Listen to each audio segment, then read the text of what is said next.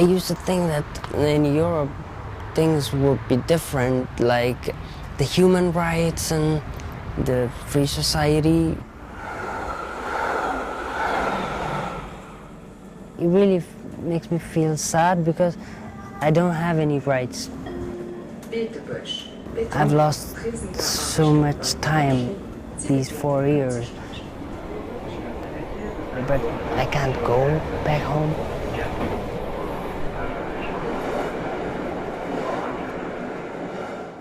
When I first came here, I had hope, but right now, I see everything dark when I dream about my future.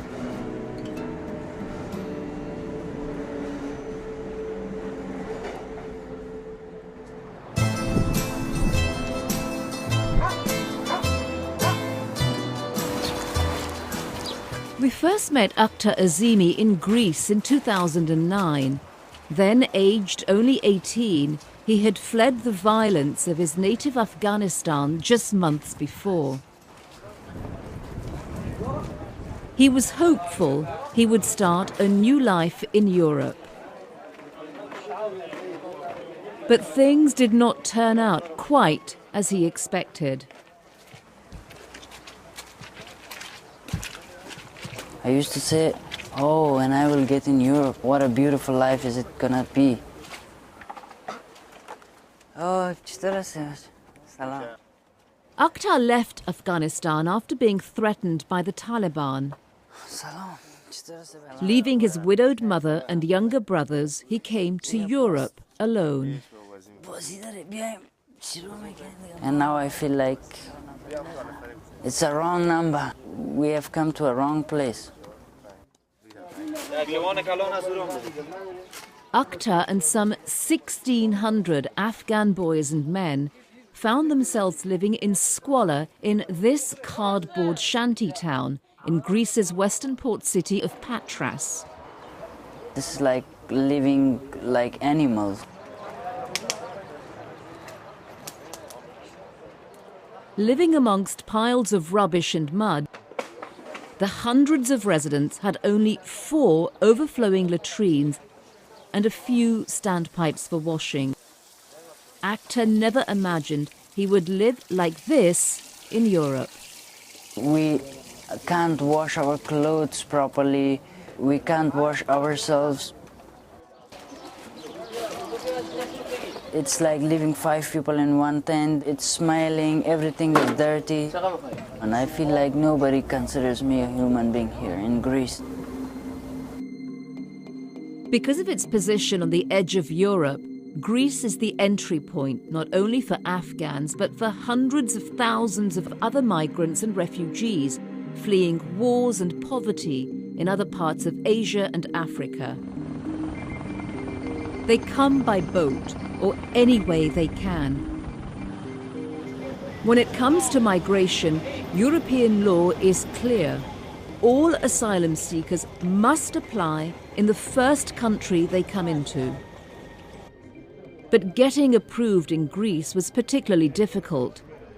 At that time, the Greek authorities granted asylum to fewer people than any country in Europe, less than 1% compared to 45% in Spain and 19% in neighboring Italy.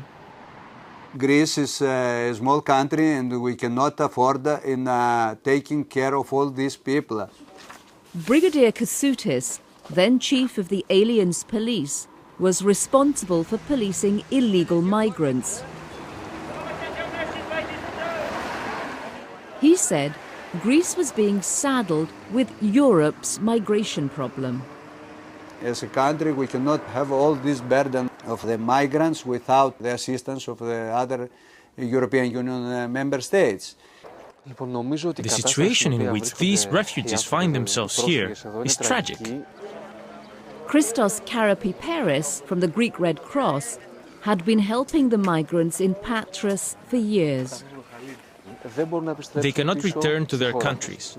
They don't have the right to do so. And they don't have the right to continue their journey into the rest of Europe. Here in Greece, their rights are not recognized and they're considered illegal.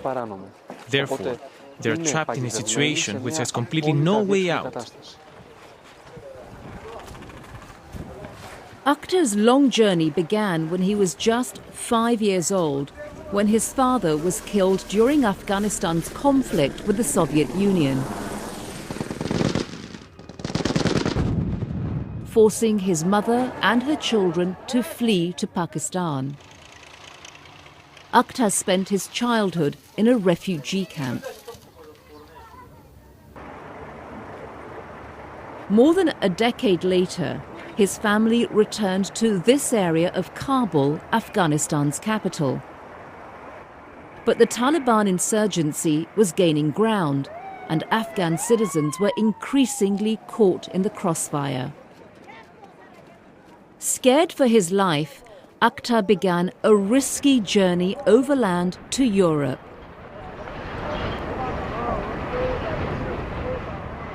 Spanning 4,000 kilometers and using his entire family savings, he traveled first across Iran and then Turkey. We crossed the border, even there was some firing on us.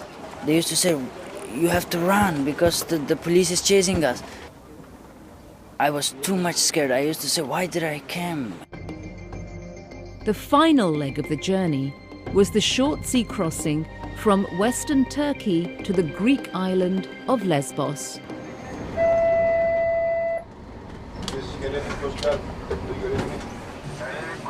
Coast guards patrolled the seas on the lookout for overloaded rubber boats.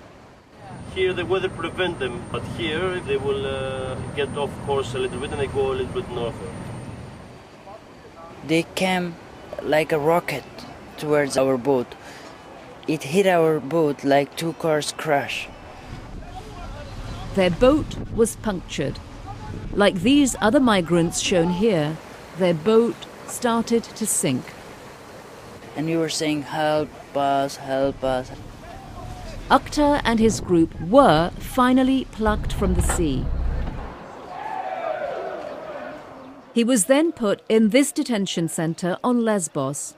But migrants like AKHTAR could only legally stay in the country for 30 days unless they applied for asylum.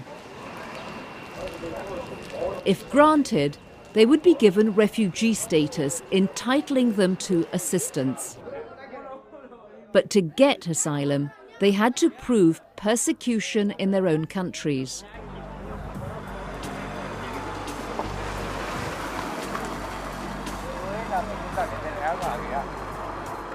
Some 3,000 asylum hopefuls used to line up for days on the pavement outside the Aliens Directorate in Athens. The doors opened just once a week, and only a small number of those waiting were ever admitted.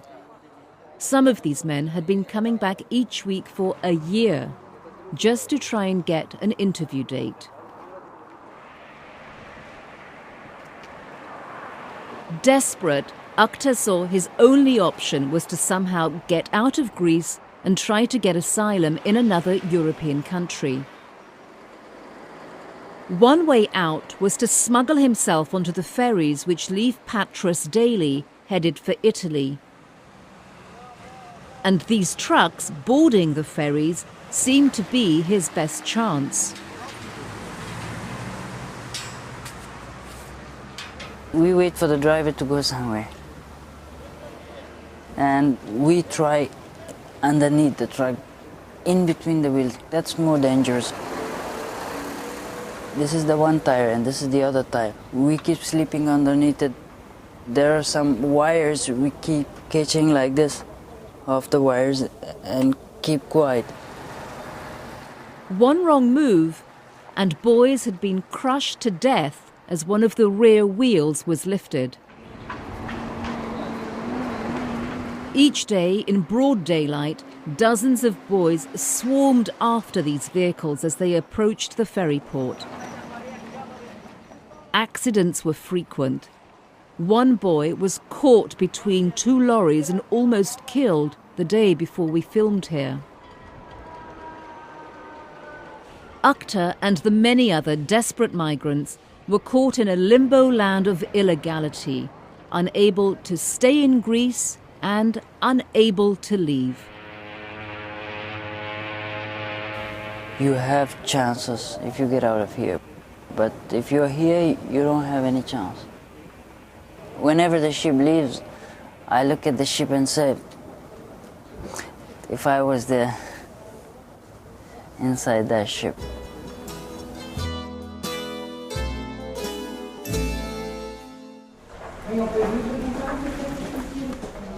AKHTAR did eventually make it out, but not on one of those ships. After several months of trying, he finally found another route. Risking border guards and scrounging and borrowing what money he could from friends for a train ticket, he headed north, embarking on what would be a treacherous 3-year journey across Europe in search of a country that would welcome him.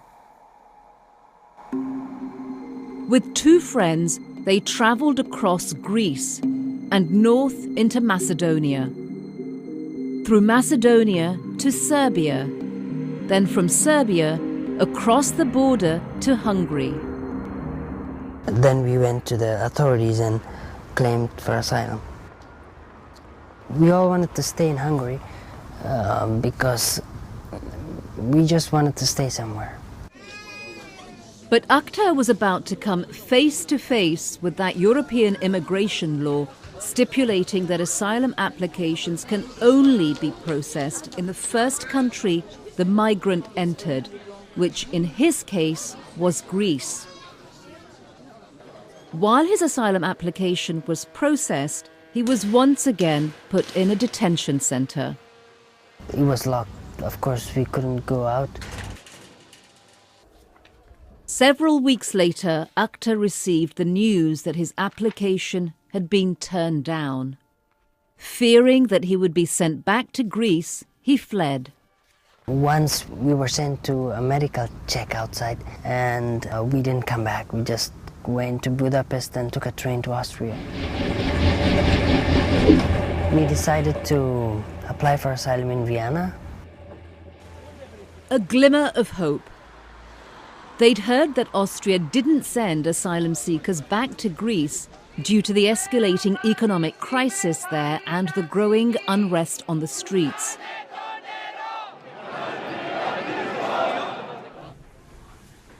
AKHTAR settled in and found himself a job, determined to pay back the money he had borrowed from friends to pay for his journey.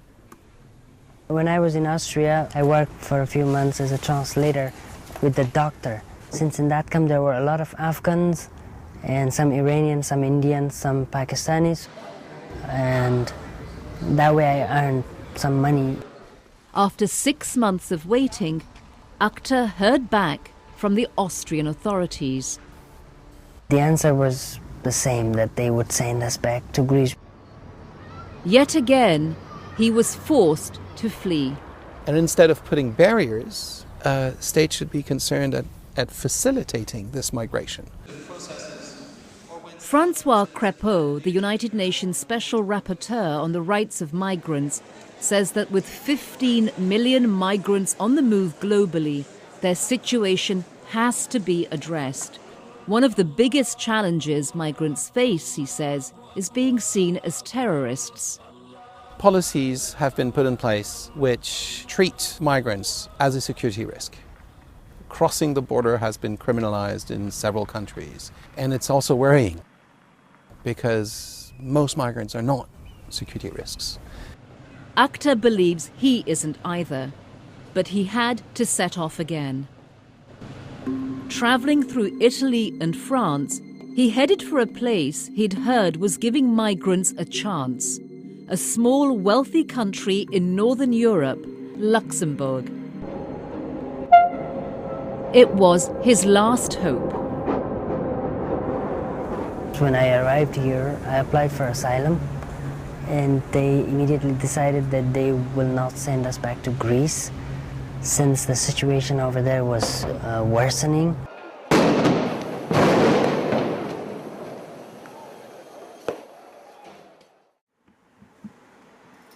Hopeful that he may have finally found a place to call home, AKHTAR relaxed in the family environment of this shelter for migrants. he began to see a chance of making his future in Luxembourg. I'm a person who believes in hard work and in really doing something. I can offer a lot to this country. He set about mastering the language of Luxembourg and began French classes offered to immigrants. Parce que c'est féminin et c'est... Moi, je fais la troisième. J'ai rangé ma maison. Oui. Je l'ai rangée. Voilà, vous pouvez ranger les feuilles et puis je vous souhaite une bonne soirée, je vous vois demain. This is someone who's very determined, who learns a lot, and who wants to do many things. He deserves a chance. Qureshi Faisal is an immigration lawyer provided by the authorities to help AKHTAR in his struggle. He had to prove that AKHTAR's life is in danger in Afghanistan.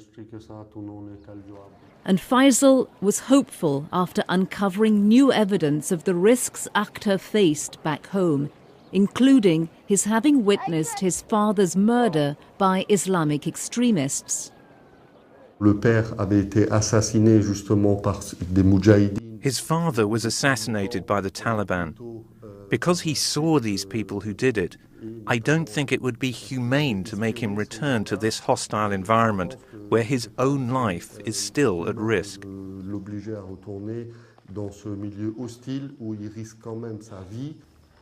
I cannot go back to Afghanistan. I fear I'll probably be killed sooner or later because I cannot hide for the whole of my life. But will he have a choice? After all his attempts to build a life here in Luxembourg and to be a model citizen, AKHTAR, after long months of deliberation, got his reply. They say he's not been able to demonstrate that he fears for his life. AKHTAR was turned down. Devastated, he and his lawyer appealed twice. To their shock, both appeals were also rejected. He always says, I've done nothing.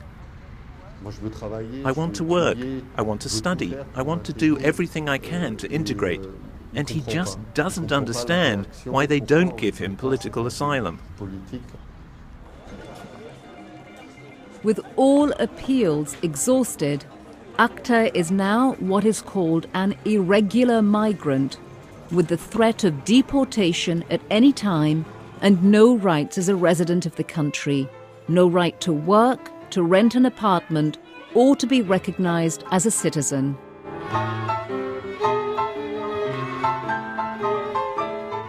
I don't have any status here. Like, I'm not living here illegally, but I don't have any permission to stay here, any authorization or any ID card. The situation has to be addressed. At least they should be given the possibility to work and to organize their lives during the time they are allowed to stay in the country. Luxembourg's Minister for Immigration, Nicolas Schmidt, says that the limbo many migrants find themselves in is troubling.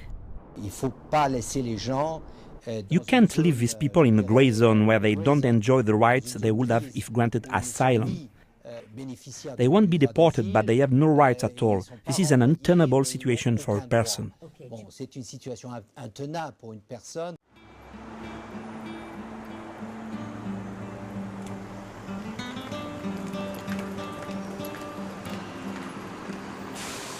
AKHTAR agrees.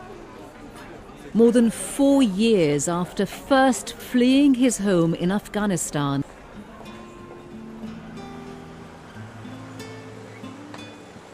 after travelling over 6,000 kilometres and being locked up in 3 different countries, he's losing hope of ever finding a place that will accept him.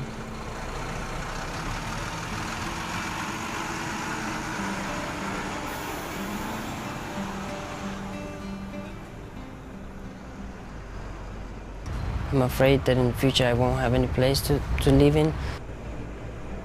Give me a chance to live here and to live like a normal person. I hoped for a place where I could live in peace.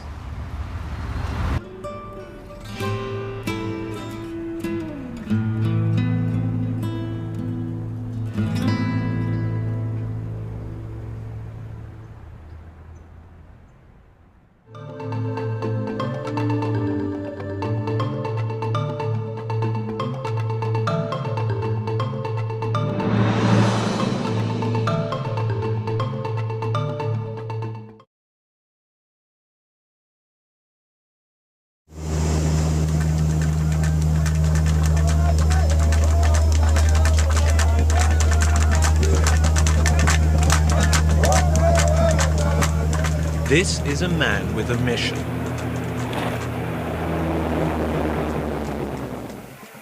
His name is Léonard Adambo and he's from Gabon. I'm a bit like the squirrel, that animal which lives high up in the branches and who comes to tell those who live down below what he's seen. Those who live down below are his people, the pygmies.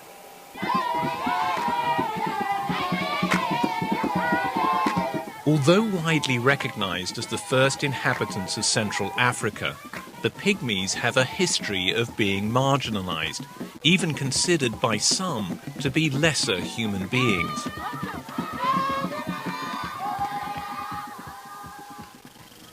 An early team of Western explorers described them as likable little people when friendly, who live a primitive life, and who can climb trees like monkeys. At the turn of the 20th century, the pygmies were so misunderstood that several were put on display at the St. Louis World Fair in the United States, and later at a New York zoo. One pygmy was exhibited in a cage with the monkeys.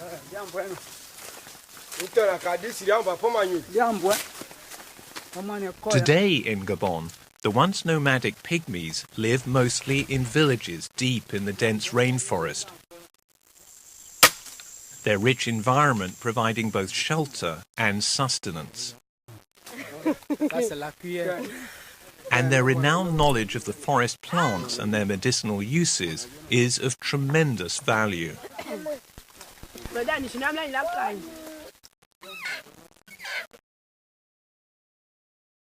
But largely forgotten. They're not even recognized as citizens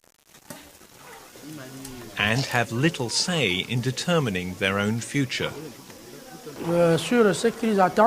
What they really want is development.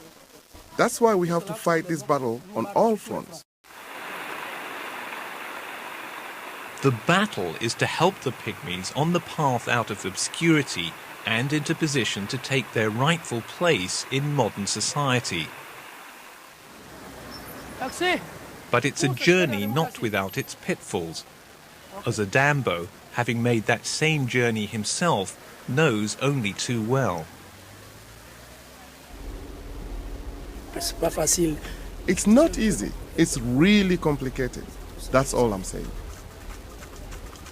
Now he's traveling 800 kilometers from the capital to join his team near the Congo border. Their work is of enormous significance. They're carrying out a census of one group of pygmies, the Bakoya, the first census ever completed. Walking from village to remote village, the members of the team cover vast distances, recording the details of all pygmy inhabitants. The most important thing is that everyone is included in the census. And once registered, those pygmies who until now haven't even been eligible for identity cards will be granted citizenship and will have a say in shaping their own destinies. I am really sad, because the pain my people are suffering is the same pain that I am also going through.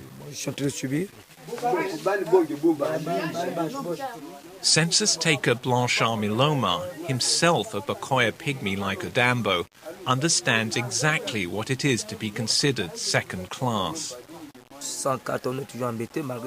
Without an identity card, you're always in trouble. Even though you're Gabonese, you're treated like a foreigner.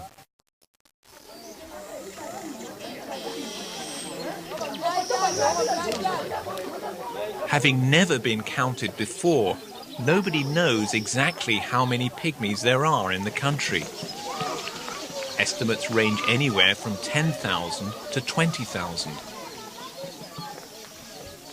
The census, the first step in registering their numbers, is funded and overseen by the United Nations Democracy Fund, UNDEF, which works to make sure people everywhere have a voice and can take part in elections and the affairs of their country.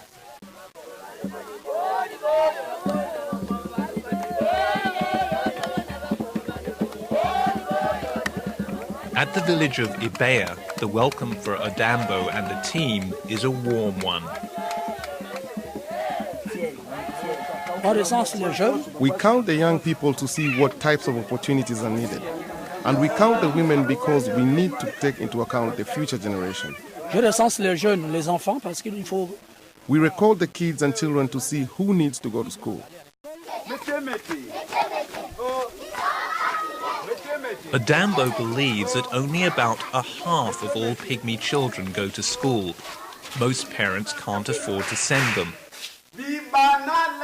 As a result, some 90% of pygmies in Gabon, according to World Bank estimates, are illiterate. Access to health care is also a challenge. They can't go to hospital because they'll be asked for money and they'll be asked for some kind of identification and they don't have it.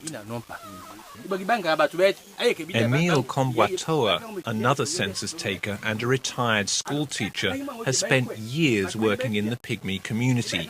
Without that identity card, he says, they also can't vote.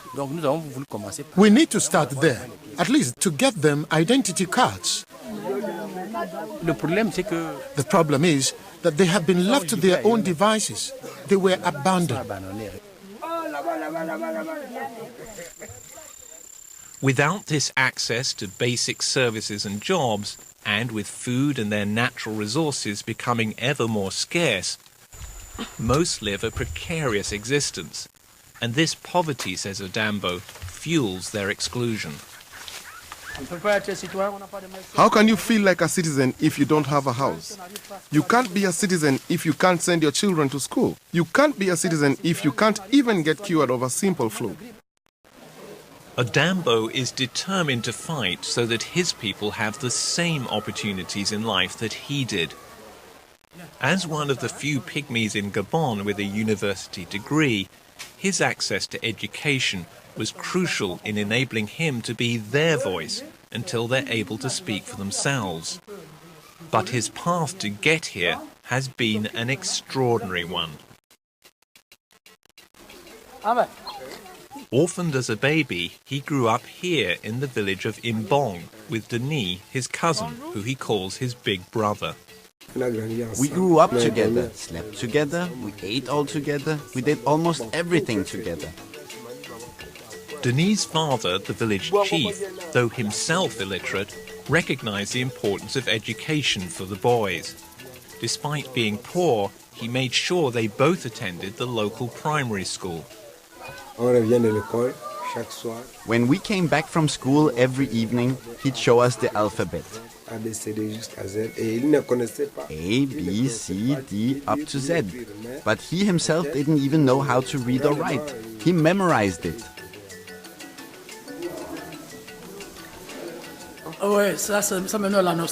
It fills me with nostalgia to think that I passed through here. I always tried to work hard in the lessons, in spite of the fact that my trousers were completely in pieces. It was the teachers who used to bring me underwear. And when he was 11, one of these teachers changed the entire course of his life. Robert Zotumba unofficially adopted Odambo as his son, putting him through school and then university. This footage, shot in 2006, shows them together in the family house in Libreville.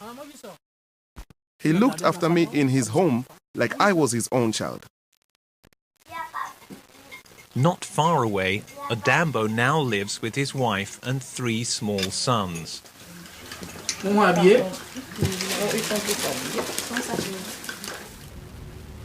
After dropping his son at school, Adambo heads to the office of Minapiga, an organization he formed and now heads to fight for pygmy rights, and which, with UNDEF support, is responsible for completing the census. Today, he's updating his colleagues on the progress of this work.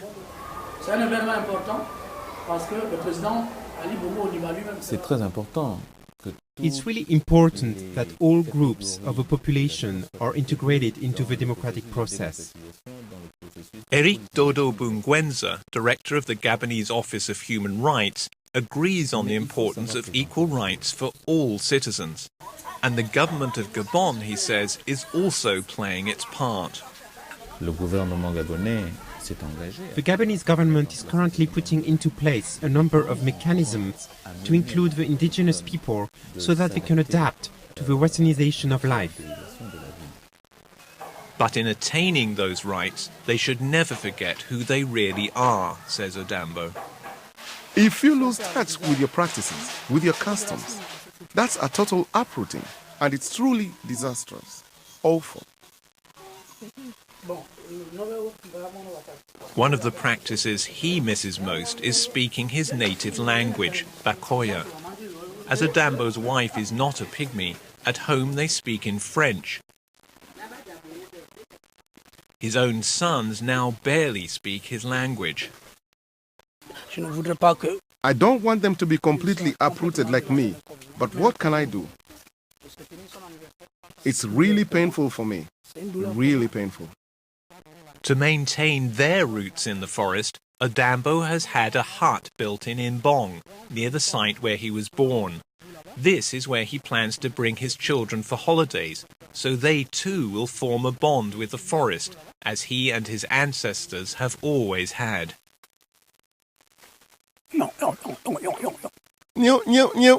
That's the sound of the monkeys. I miss the song of the birds. I miss the cries of the monkeys. I feel really far away.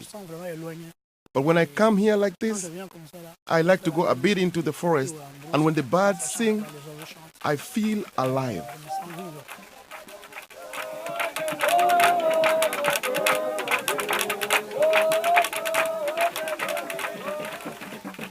The Pygmies are now on the verge of being granted citizenship.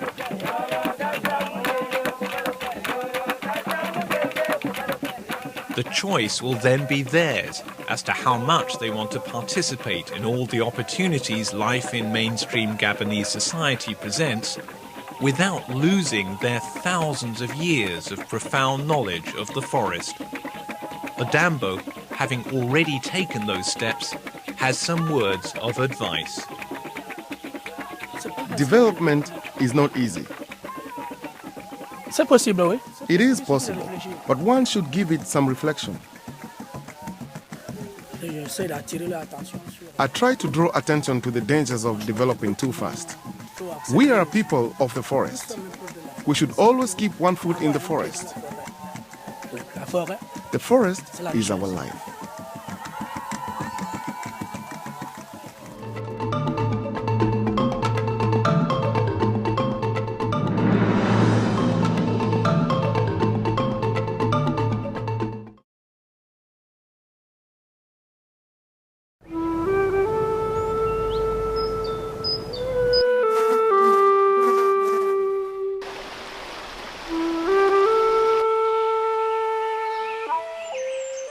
The grants blow falla, but I live here. Then at born at mom blow falla. Then mom blow falla him live here, so him born me still live the place where him stay too. My name is Alice Bulu Sakwi. I have 6 children. Some of the nuts that we easily pick, they are planted by our forefathers, grandmothers. When they are bonus, they usually share the nuts between us children. All of us who live here in Zaire, we own this land.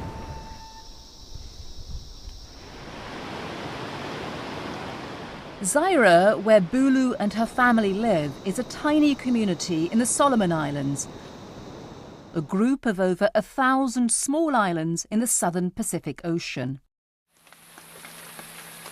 The village, surrounded by dense rainforest and accessible only by sea, is one of the most remote corners on Earth. The sea and the forest are the people's lifeline. We usually go to the forest, we find some wild yams in the forest. Sometimes people go to the forest, they just go for hunting of wild pigs. But we women, if we go to the forest, we find leaves for baking, or cut firewood. The forest, by filtering groundwater and holding soil in place, also helps maintain the coastal ecosystem. Healthy coral reefs and tree roots provide feeding and spawning sites for fish and seafood for the villagers.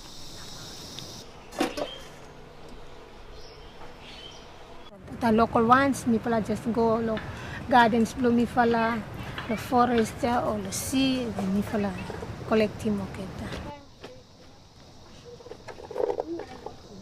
And the forest products also provide a small income. Women, selling coconut oil, betel nut, Blumifala, go getting from bush, plant them there.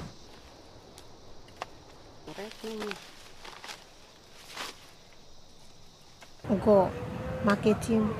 Staka things from getting from forest, me fala save marketing for me fala little bit taking income for helping families.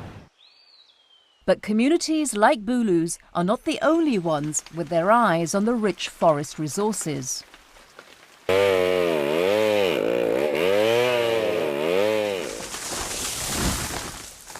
Valuable tropical timber is the logger's prize. But to get it, swathes of virgin forest are destroyed, perhaps forever. Logging of the country's forests, largely by commercial companies from overseas, aiming to satisfy the growing global demand for hardwood, is changing not only the landscape, but also a whole way of life for the island's people. Solomon Islands may have made many mistakes about logging in the country since it started engaging in large-scale logging back in the 90s. And so, whilst it helps the economy, it doesn't really help the people in the long run. Reverend Moses Maizama, who ministers to many small communities on Bulu's island of Vangunu, and has seen firsthand the impact of unsustainable logging, says that forests must be better managed before it's too late. Or the result for local people, he says, could be disastrous. We find rivers polluted. We find animals which form part of the diet of the community started to leave the place. You find that even the reefs and the marine resources starting to have the effects of it. It affects the food security of the community. And it might take years before it can come back to normal. Reverend Moses calls for better regulation of logging companies by the government to protect local communities. While laws are in place to regulate logging activities, he says they are rarely implemented. I am of the opinion that the government is not really responsible when it embarks on this logging industry. They're letting the operators and the people sort out the agreements. And many times people fell victims to those agreements, not realizing the costs involved and the impacts. Julius Hurrier from the Ministry of Forestry disagrees. He says that laws do exist to protect the forest and the rights of those who live there. But as most land here is owned communally, ultimately it is the people themselves who decide whether to sell the logging rights on their land. It is the people who own the forest, and therefore they determine what to do with their forest. And, he continues, there's no doubt that logging brings wealth into the country. The Solomon Islands economy depends heavily on logging. About 60% of the GDP comes from the forests. And when funds are tight, as they are for many islanders, offers from commercial companies to buy logging rights can solve immediate financial problems. A lot of the Solomon Islanders find it hard to meet school fees in the villages and as such. They attempted to allow logging companies to work on their land. One chief who steadfastly resists such temptation to sell out the rights to their tribal lands is Bulu's uncle and chief of her community of Zaira, Bishop Green Gino. He has been approached several times with large sums of money from loggers. Money is the biggest temptation. They did try me to bribe me with money. But the important thing that since I grew up with my daddies and with my people here, that the land is not thing to be sold. Doesn't matter we are not rich, but we have to depend on the land for the future of our generation. Our young people, our children, their children's children, for the future, where should they go if we destroy the land?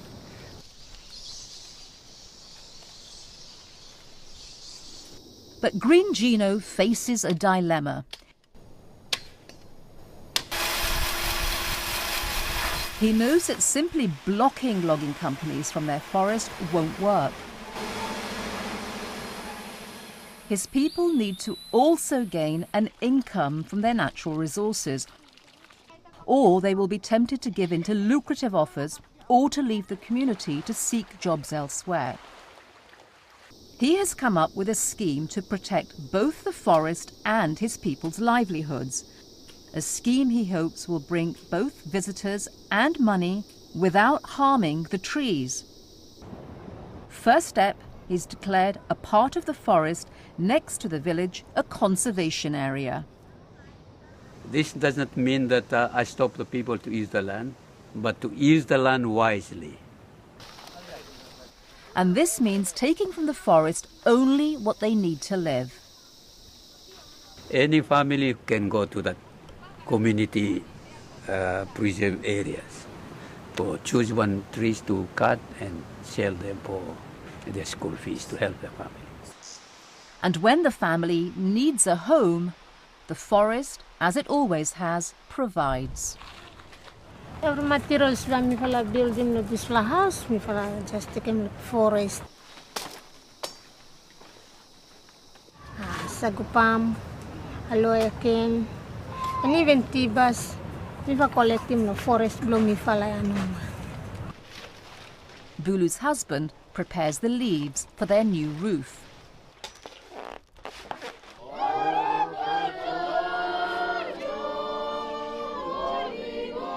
The other village building that needs a roof is the new church. And harvesting timber for this is also permitted. In 2015, the village will celebrate their church's centenary, the community's biggest celebration for years.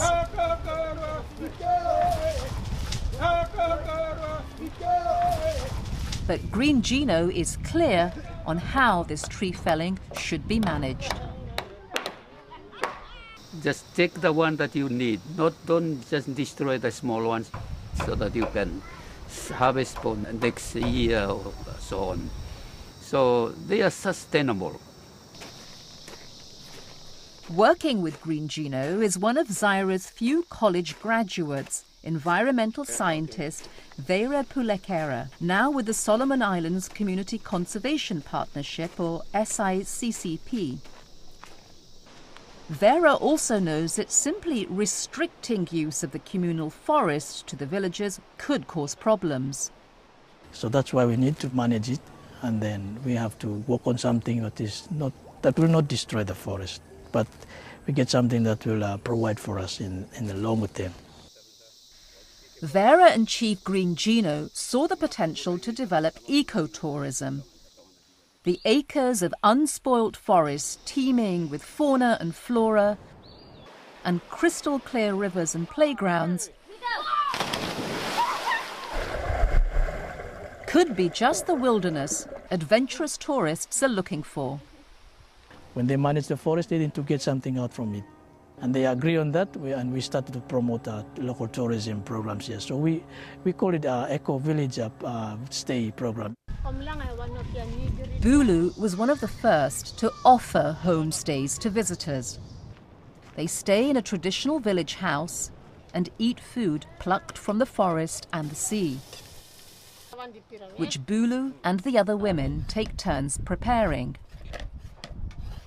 Everyone have to get benefit, and because this conservation where me running him blow whole community lo this place.